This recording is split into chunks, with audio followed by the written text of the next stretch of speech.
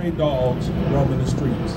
Each day, hundreds, if not thousands, of stray animals roam the streets of Houston, Texas, and in many areas of District D, including the streets of 3rd Ward, Sunnyside, South Park, Martin Luther King, and the South Union communities. As a result of these stray animals and potential aggressive and dangerous animals, residents are afraid to leave their homes, afraid to walk down the streets to their neighbor's home, afraid to allow their children to walk to and from school each day. Just recently, a young postal worker at the age of 22 years of age was forced to retire due to a serious injuries caused by stray dogs while performing her carrier duties. This is unacceptable, and I will be working with the City of Houston's legal department, along with our federal elected officials, to enact stronger safety measures for our postal carriers. Being confronted by an aggressive dog is the first issue, and being unable to protect yourself in the face of such harm is another.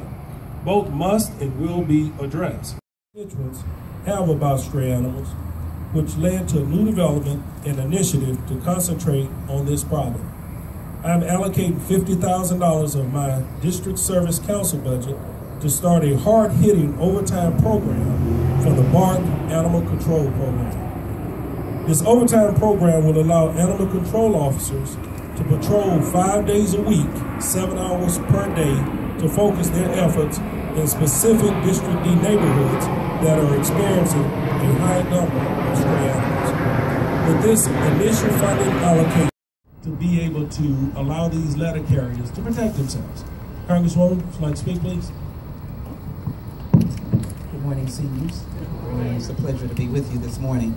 Let me thank the council member for bringing what I now consider a national issue to our attention. Let me say it again. This is not just the issue of these seniors, but this is a national issue. And the U.S. Postal Service has oversight in terms of some of its funding by the United States government and therefore the United States Congress. To ask for a immediate study on what are the remedies that the Postal Commission can now offer. And that's what I want to get to.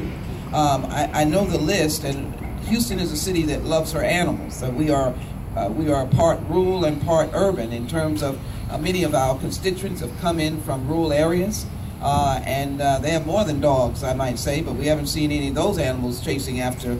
But for a long time, we had ordinances that allowed rural animals, if you will, farm animals, to be in certain areas in our city. But the point is that we know that dogs unrestrained and not living with families in many instances can be enormously dangerous.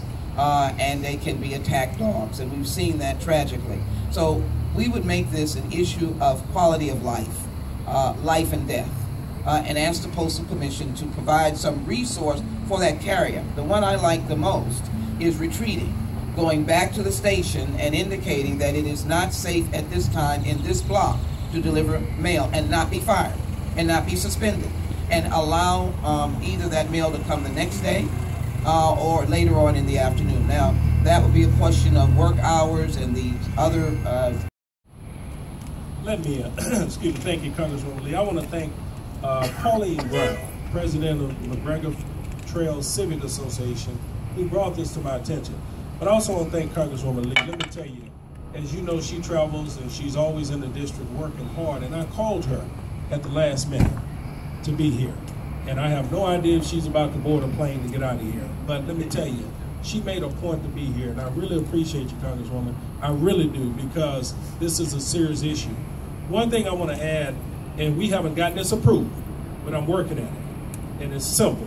I'm going to ask every letter carrier in my district to carry my business card to my direct office, even though they would call 311, but to contact my office when they spot stray animals, and we can then dispatch BARC immediately, because we will know who the drivers are to approach those animals at that point.